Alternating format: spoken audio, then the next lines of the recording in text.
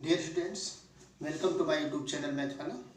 आज के इस वीडियो लेक्चर में हम लोग प्रोबेबिलिटी के कुछ ऐसे इंपॉर्टेंट वर्ड्स जो कि हमेशा प्रोबेबिलिटी में आते हैं और उनको समझना ज़रूरी भी होता है, ऐसे शब्दों के बारे में और कुछ इंपॉर्टेंट जो इवेंट्स हैं, घटनाएं हैं, उनके बारे में थोड़ा सा और डीपली स्टडी, और इसके बाद कुछ सेट थ्योरी के फार्मूलाज आप लोगों को यहाँ पर बताए जाएंगे जो कि संपूर्ण प्रायिकता यानी टोटल प्रोबेबिलिटी में, चाहे फर्स्ट ईयर की हो या 12th की हो, हर एक जगह, और ये कम्पिटेटिव चाहे कुछ भी हो, ठीक है ना। तो इसमें से आप लोगों को ये सब कुछ बताया जाएगा इस वीडियो में। और अगर आप लोगों ने पहले वाला वीडियो नहीं देखा है तो ये जो आई बटन आप लोग देख रहे हैं, इस आई बटन पर लिंक दे देंगे तो आप पहले वाले वीडियोज भी देख सकते हैं। तो बच्चों, सबसे पहले हम लोग बात करते हैं एक्सपेरिमेंट। तो बच्चों, एक्सपेरिमेंट होता क्या है? हम कोई भी ऑपरेशंस, मैथमेटिकल लैंग्वेज में ऑपरेशन अर्थात संक्रिया का मतलब एक वर्क कोई काम कर रहे हैं, तो अगर आप लोगों को उसमें से सेम रिजल्ट्स बार बार मिले, वही रिजल्ट्स, जैसे हम लोग जानते हैं कि अगर हम लोग एक सिक्का उछालें, कॉइन टॉस करें तो हेड और टेल मिलता है, और इसको अगर सेट बना के रख दिया जाए तो ये प्रतिदर्श समष्टि अर्थात सैंपल स्पेस कहलाता है। और अगर मान लीजिए एक पासा फेंकें तो इसमें से 1 2 3 4 5 6 इतने रिजल्ट्स मिलते हैं, और इसको आप लोग किसी भी पोजीशन से, मतलब चाहे खड़े होकर के, बैठ करके, लेट करके, किसी भी हिसाब से आप लोग ये बार बार अगर आप लोग इसको कर रहे हैं तो इतने ही रिजल्ट्स मिलेंगे। आप एक थैला ले लीजिए, एक ये है थैला मान लीजिए, इसमें 4 रेड बॉल्स पड़ी हुई हैं और इसके बाद 3 ब्लू नीली गेंदें हैं। रेड बॉल को अगर R1 R2 R3 और R4 से रिप्रेजेंट करें और इसके बाद ब्लू बॉल को B1 B2 B3 से रिप्रेजेंट करें तो ये बार बार रिजल्ट्स मिलते हैं। तो ऐसे जो ऑपरेशंस होते हैं इनको आप लोग एक्सपेरिमेंट कहते हो। अर्थात एक शब्द में, अगर एक सेंटेंस में इसको बोले तो एक्सपेरिमेंट एक ऐसी संक्रिया है जिसको हम लोग बार बार दोहराएं तो जो संभावित परिणाम होते हैं, रिजल्ट्स होते हैं, वो वही हों, ठीक है ना, उसी के अंतर्गत आए और उसके अलावा और कोई ना आए, तो ऐसे को आप लोग कहते हैं एक्सपेरिमेंट, ठीक है ना। अब इसमें से एक चीज और होता है, रैंडम एक्सपेरिमेंट। देखिए जरा, यादृच्छिक, रैंडम, ये वर्ड्स आप लोगों को भी बहुत काफी जगह मिलेगा और आप लोगों को समझना आवश्यक है। तो रैंडम एक्सपेरिमेंट क्या होता है? इसमें रैंडम एक्सपेरिमेंट की बच्चों 2 क्वालिटी होती है। पहली चीज होती है कि इसमें कम से कम 2 रिजल्ट्स तो होने ही चाहिए। हमने यहाँ पर जो लिखा है तो कम से कम 2 रिजल्ट्स उसमें है, इसमें 2 हैं, इसमें से 6 हैं और इसमें से 7 है। इस प्रकार से कम 2 रिजल्ट्स होने चाहिए। और दूसरी चीज ये है कि आप प्रेक्षण को, आप जो एक्सपेरिमेंट कर रहे हो, ऑपरेशन कर रहे हो, तो उसमें से होगा कि किसी भी पोजीशन से क्यों ना किया जाए। जैसे हमने अभी बताया था, बैठ करके, लेट करके, खड़े होकर के, छत में खड़े होकर के नीचे फेंको पासा को, या बैग निकालो, चाहे उसको दीवार में लटका के आप लोग गेंद निकालें, या फिर आप लोग जो है हाथ में लेकर के गेंद निकालें। सिक्का है, चाहे आप लोग जैसे हिसाब से उसको फेंक दें, तो हमेशा वही रिजल्ट्स आते हैं, ठीक है ना। और दूसरी चीज इसमें से जो आप लोगों को जो बताने जा रहे हैं, चाहे आप इस किसी भी हिसाब से करें, ठीक है ना। तो इस प्रकार से किए गए ऑपरेशंस में आप लोग जो परिणाम जो आने वाला है उसकी पूर्व भविष्यवाणी नहीं कर सकते कि क्या आने वाला है, लेकिन आएगा उस संभावित परिणाम में से। तो ऐसे एक्सपेरिमेंट को आप लोग रैंडम एक्सपेरिमेंट कहते हैं। तो इसको भी हम लोग एक वर्ड्स में फिर से समझ लेते हैं कि कम से कम 2, एटलीस्ट 2 रिजल्ट्स तो होने ही चाहिए। और इसके बाद दूसरा इसमें बता दें कि कोई भी परिणाम की पूर्व भविष्यवाणी न कर सके। एग्जाम्पल आप लोग ये देख लीजिए, जैसे मान लीजिए हम लोग पासा फेंकें, तो पासा फेंकने जब वो हवा में है तब आप क्या बता सकते हो कि कौन सा डिजिट आने वाला है? नहीं बता सकते हो। तो ये एक्सपेरिमेंट रैंडम में आ जाएगा। क्यों? क्योंकि इसमें 2 से ज़्यादा परिणाम है और एक्सपेरिमेंट किसी भी पोजीशन से क्यों ना किया जाए, उसमें से केवल यही रिजल्ट प्राप्त होंगे, ठीक है ना। इस प्रकार से। तो बच्चों, अब नेक्स्ट आप लोगों को बताते हैं अकरेंस ऑफ इवेंट, घटना का घटना, ठीक है ना। तो इसमें से हम करते क्या है कि एक कोई एक्सपेरिमेंट करते हैं, कोई परीक्षण करते हैं और उसका सैंपल स्पेस ले लेते हैं। इस तरह से ये प्रतिदर्श समष्टि हम लोगों ने इसका ले लिया है, ये है सैंपल स्पेस, ऐसे इसको आप लोग कह लीजिए। और इसमें से आपको पता है कि इसका कोई भी सबसेट होता है तो इसका घटना कहलाता है, ठीक है ना। तो ये मान लीजिए कि ये इवेंट है ई, ठीक है। तो इस तरह से अब ये घटना कब घटेगी, तो हम लोग यहाँ पर एक एग्जांपल से आप लोगों को समझाने का प्रयास करते हैं कि जैसे मान लीजिए कि ये ले लीजिए पासा फेंका जाता है, तो आप लोगों को ये रिजल्ट्स प्राप्त होते हैं हमेशा, इसमें से कोई ना कोई एक रिजल्ट आएगा। और कुछ घटनाएं ले लेते हैं, E1 = ले लेते हैं सम अंक आने की घटना, और E2 बराबर ले लेते हैं 3 से छोटा अंक आने की घटना 1 2, और इसके बाद E3 = ले लेते हैं ऑड नंबर्स आने की घटना अर्थात 1 3 5 विषम संख्या आने की घटना, और E4 = आप लोग इसमें से ले लेते हैं >3 अर्थात 4 5 6। तो बच्चों इस प्रकार से हम लोगों ने इस सैंपल स्पेस की कुछ घटनाएं ले ली है, ठीक है ना, ये इवेंट्स हमने ले लिया। अब होता क्या है कि अब E1 कब घटेगी, क्वेश्चन मार्क तो यही है, प्रश्न तो यही है, घटना का घटना अर्थात कोई भी घटना ये कब घटेगी। तो आप लोग ऐसे करिए, आप एक ट्रायल करिए, ठीक है ना, आपने पासा ले लिया, पासे का परिदृश्य समष्टि है, तो आप लोग उस ट्रायल को करिए, और उस ट्रायल को करने के बाद सपोज माना कि 2 आ गया, तो अब देखिए जरा 2 कितने इवेंट्स के सैंपल पॉइंट, कितने इवेंट्स का पॉइंट्स है यानी एलिमेंट है। ये इवेंट इस प्रकार से है, तो 2 यहाँ पर है, तो E1 घटना घट गई ऐसा हम लोग कहेंगे। 2 आ गया, E1 घट गई और E2 भी घट गई, दोनों घटनाएं घट गई, क्योंकि यहाँ भी 2 है और यहाँ भी 2 है। इस प्रकार से आप लोग एक्सपेरिमेंट के लिए 6 आ गया, 6 आ गया तो कौन सी घटना घट गई, E4। एक्सपेरिमेंट हमने अगेन किया, दोबारा से किया, 3 आया तो कौन सी घटना घटी, E3 घट गई। तो इस प्रकार से आप लोग इसको कहते हैं घटना का घटना, ठीक है ना। अर्थात फिर को इसको आप लोगों को एक सेंटेंस में बता दें कि जैसे कोई भी एक्सपेरिमेंट किया जाए तो उसकी जो घटना होती है वो कब घटेगी, तो उस घटना का कोई एक एलिमेंट आ जाए जब आप लोग एक्सपेरिमेंट करें, ठीक है ना। तो एक्सपेरिमेंट करने के बाद अगर घटना का कोई एक अवयव आ जाता है तो आप लोग कहते हैं ये घटना घट गई। क्लियर है ना। अब हम लोग बच्चों बात करते हैं ट्रायल की क्या होते हैं। देखो ट्रायल्स यानी ट्रायल्स का मतलब होता है प्रयास। यहाँ पर ट्रायल्स वर्ड भी आप लोगों को मिलेगा। ट्रायल्स क्या होता है, इसको आप लोग बोलते हैं प्रयास, ठीक है ना।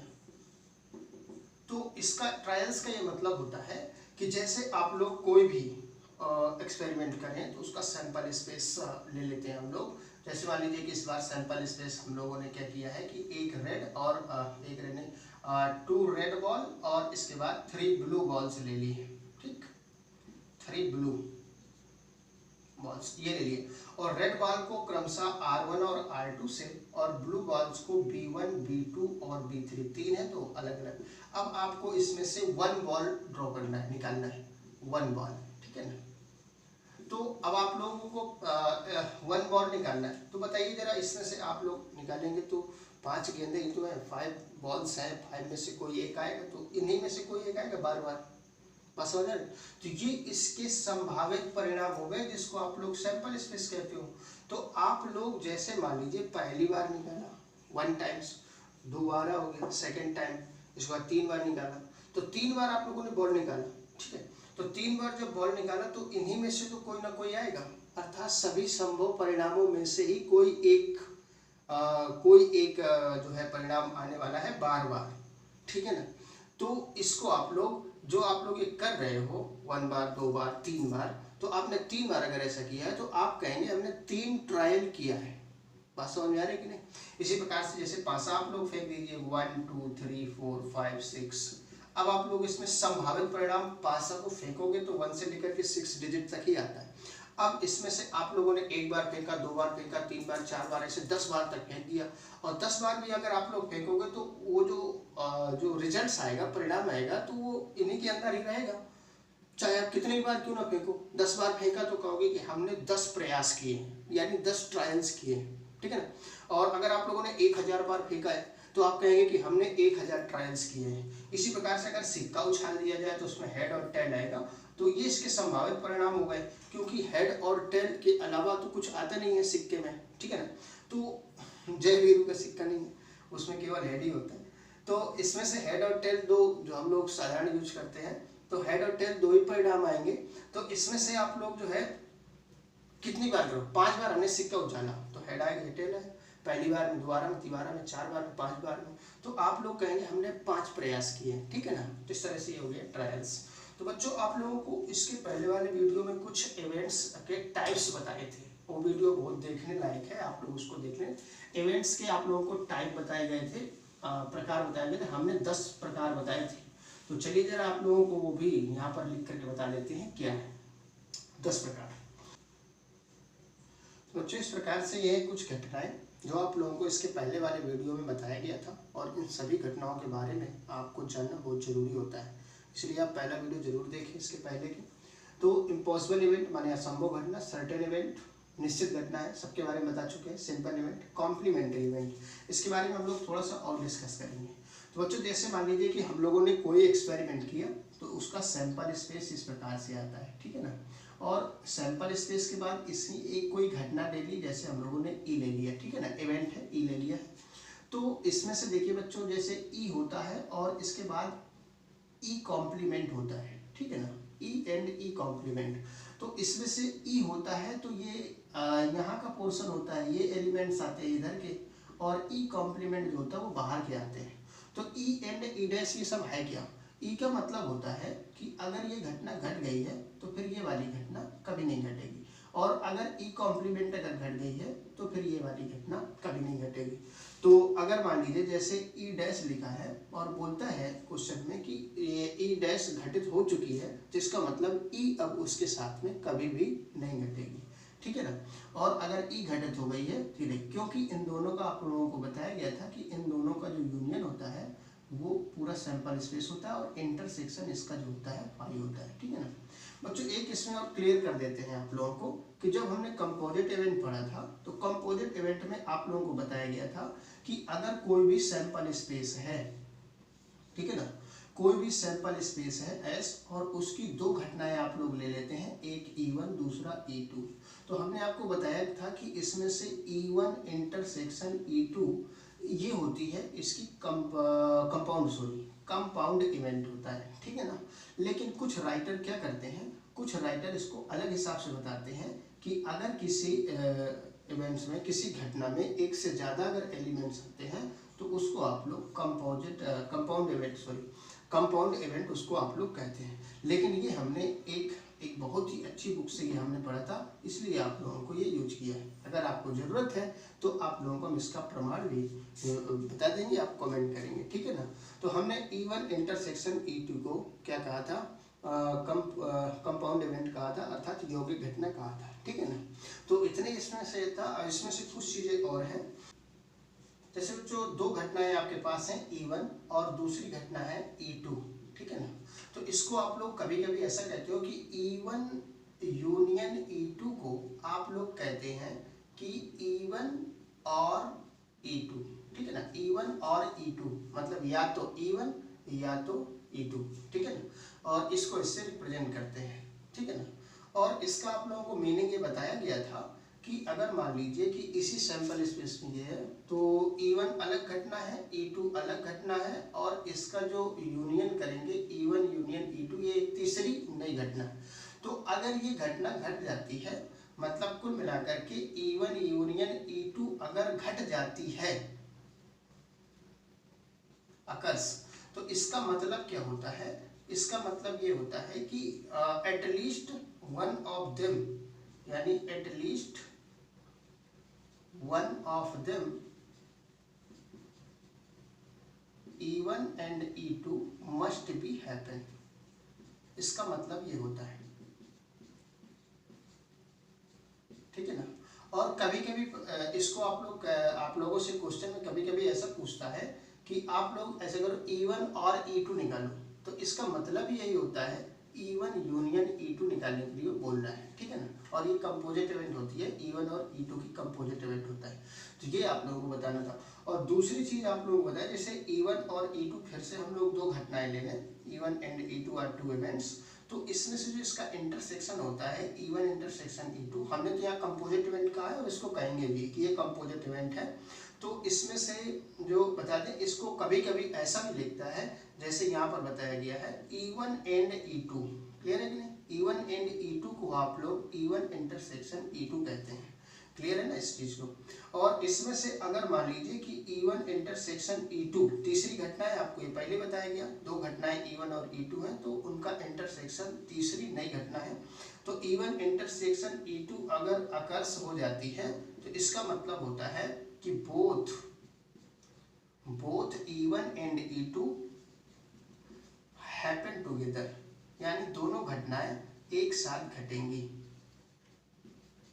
इसका ये मतलब होता है बच्चों। तो इस तरह से आप लोगों को इनको थोड़ा सा माइंड में रखना है। और कुछ चीज़ें जैसे आप लोगों को बता देते हैं कि कुछ चीज़ें ये हैं कि जैसे मान लीजिए कि दो घटनाएं हमारे पास हैं, एक घटना E1 है और एक घटना E2 है। तो इसमें से कभी कभी ये आता है कि E1 माइनस E2, बच्चों ये तीसरी नई घटना होगी, E1 माइनस E2। तो अगर आप लोगों ने E1 माइनस E2 निकाला है तो डायग्राम में आप लोगों को पता है कि अगर ये सैंपल स्पेस है, एक घटना ये E1 है और दूसरी घटना ये अगर E2 है, तो E1 माइनस E2 का जो पोर्शन होगा वो ये वाला होता है, अर्थात ये घटना घट रही है। तो ये पूरी टोटल घटना E1 है और ये घटना जो है E2 है। तो E1 माइनस E2 का ये मतलब होता है इतना हिस्सा है, ये वाला है E1 माइनस E2, इसी को आप लोग कहते हैं। तो इसमें से देख रहे हो, इस हिस्से में कहीं भी आप लोग अगर रखेंगे, अगर उंगली रखें, पेन रखें, कुछ भी रखें इस पोर्शन पर जितना सेट किया गया है, तो इसमें से हमेशा E1 पे ही आप लोग रख रहे हैं। तो मतलब इसका मतलब होता है कि E1 happen but not E2 happen, मतलब E1 तो घटेगी, अगर ये घटना घटित हो रही है तो इसका मतलब ये होता है दिस इम्प्लाइज E1 हैपन या E1 occurs but not E2 occurs, मतलब E1 घटेगी और E2 नहीं घटेगी, इसका ये मतलब होता है। क्लियर है कि नहीं? तो इस तरह से आप लोगों को कुछ चीज़ें यहाँ पर और ध्यान रखना है। तो बच्चों अब आप लोगों को हम जो है कुछ सेट थ्योरी की बहुत सारी इंपॉर्टेंट चीज़ें बताते हैं और इसको अपने सेट थ्योरी वाले टॉपिक में हम पढ़ाएंगे भी, तो आप लोग उनको भी ज़रा ध्यान से समझ लेंगे। अगर आप लोगों को ज़रूरत पड़े लगे सेट थ्योरी बहुत ही गहराई से पढ़ाएंगे तो उसको भी आप लोग जो है नोट कर लेंगे, ये सारी चीज़ें वहाँ भी हैं। तो सेट थ्योरी से कुछ इम्पोर्टेंट फार्मूले आप लोगों को बताने जा रहे हैं। इम्पोर्टेंट फार्मूला क्या है? देखिए सबसे पहला आप लोगों को बता देते हैं कि जब हम लोग यूनियन पढ़ते हैं तो यूनियन में A यूनियन B बराबर होता है B यूनियन A, अर्थात ये जो सेट ऑपरेशन यूनियन होता है ये कम्यूटेटिव लॉ का पालन करता है, अर्थात क्रम विनिमय नियम का पालन करता है। तो ये आप लोगों को ध्यान रखना है। इसी प्रकार से दूसरा अगर इंटरसेक्शन आप लोग देखते हैं A इंटरसेक्शन B, बच्चों यहाँ A भी ले रहे हैं लेकिन हम लोग जब सेट इसमें प्रोबेबिलिटी में काम करेंगे तो यहाँ E1 E2 कर देंगे A और B की जगह। तो इसमें से A इंटरसेक्शन B, तो यानी B इंटरसेक्शन A, ठीक है ना? तो इसका मतलब ये भी कम्यूटेटिव लॉ है, तो इंटरसेक्शन भी कम्यूटेटिव लॉ का पालन करता है। इसके बाद तीसरा आप लोगों को बता देते कि यूनियन में होता है जो एसोसिएटिव लॉ का भी पालन करता है। B यूनियन C बराबर A यूनियन B और यूनियन C, साहचर्य नियम, ये होता है एसोसिएटिव लॉ। एसोसिएटिव लॉ का भी पालन करता है। तो ये भी आप यहाँ E1 E2 और E3 से रिप्लेस कर देंगे हम लोग प्रोबेबिलिटी में अगर जरूरत पड़ेगी तो। और इसी प्रकार से इंटरसेक्शन भी होता है B इंटरसेक्शन C बराबर A intersection B intersection C, अर्थात ये भी एसोसिएटिव लॉ इंटरसेक्शन का होता है। इसके बाद आप लोगों को कुछ थ्योरम्स इंपॉर्टेंट पढ़ाई जाती हैं कि जैसे मान लीजिए कि A माइनस बी है, यहाँ पर A माइनस बी है लेकिन हम लोग प्रोबेबिलिटी में E1 माइनस E2 से रिप्लेस करेंगे, तो इसका मतलब होता है A इंटरसेक्शन B कॉम्प्लीमेंट। ये दोनों चीज़ बराबर होती हैं और ये एक थ्योरम होती है, इसका प्रूवमेंट भी होता है। इसके बाद बच्चों अगर हम लोग B माइनस A करें तो इसका मतलब हो जाएगा B इंटरसेक्शन A कॉम्प्लीमेंट, ठीक है ना? अब इसके बाद आगे और आप लोगों को बताएं कि कुछ और भी रूल्स होते हैं, डिस्ट्रीब्यूटिव लॉ होता है यहाँ पर, यानी जैसे मान लीजिए मल्टीप्लिकेशन आप लोग अर्थमेटिक में पढ़ते हो, जैसे 2 × 4 + 5 अगर लिखा होता है तो आप लोग कहते हो 2 × 4 + 2 × 5, अर्थात ये मल्टीप्लिकेशन एडिशन पर डिस्ट्रीब्यूट हो जाता है। उसी प्रकार से A यूनियन अगर B इंटरसेक्शन C है तो ये जो यूनियन है इस इंटरसेक्शन पर डिस्ट्रीब्यूट हो जाए, अर्थात ऐसा हो जाएगा A यूनियन B, A का पहले यूनियन होगा B के साथ में, फिर ये इंटरसेक्शन, फिर ये A यूनियन C, ठीक है ना? बाहर यूनियन है तो ये जो ए है पहले बी से यूनियन करेगा, उसके बाद सी से करेगा, फिर दोनों का होगा इंटरसेक्शन। ये नेक्स्ट है जो भी पढ़े नंबर 7 है। अब इसके बाद जो है आप लोग 8 नंबर में आप लोग देखेंगे कि जो इंटरसेक्शन होता है वो भी यूनियन पर डिस्ट्रीब्यूट होता है, अर्थात A intersection B union A intersection C, इस प्रकार से। तो बच्चों इसमें से नेक्स्ट आप लोगों को बताते हैं, इसमें बहुत ही इंपॉर्टेंट चीज होती है D Morgan's law. D Morgan's law आप लोगों ने पढ़ा होगा, डी मॉर्गन के नियम जो इंटर में होंगे तो पढ़े होगा, फर्स्ट ईयर में सेट थ्योरी पढ़ के आए होंगे, और जिसने नहीं पढ़ा तो याद रखेंगे कि डी मॉर्गन्स लॉ भी होते हैं सेट थ्योरी में, ये बहुत यूज होते हैं डी मॉर्गन्स लॉ। इससे बहुत सारे हम प्रोबेबिलिटी की थ्योरम भी करेंगे। इसमें से पहला नियम होता है कि ए यूनियन बी का अगर होल कॉम्प्लीमेंट, ठीक है ना, whole complement of A union B हो जाता है A complement intersection B complement, और इसके बाद दूसरा होता है ए इंटरसेक्शन बी का whole complement is equal to A complement union B complement, ठीक है ना। इसको कहते हैं the union whole complement of A union B is equal to the intersection of their complement, और ये whole complement of A intersection B is equal to the union of their complement, मतलब ये जो है डे मॉर्गन्स रूल है। तो बच्चों इस प्रकार से प्रोबेबिलिटी में बहुत सारी चीज़ें होंगी। तो अब हम लोग जो है नेक्स्ट वीडियोस में क्लास फर्स्ट ईयर और 12th दोनों के अलग अलग वीडियो बनाएंगे, जिसमें से आप लोगों को आसानी होगी। ये तो कॉमन चीज़ थी, इसको आप लोगों को पढ़ना बहुत ज़रूरी है। अगर इतना सब कुछ और इसके पहले वाले वीडियो का सारा मैटर अगर आपको पता है तो आगे सब कुछ आसान होने वाला है। तो आज के वीडियो में इतना ही करेंगे। Thanks for watching.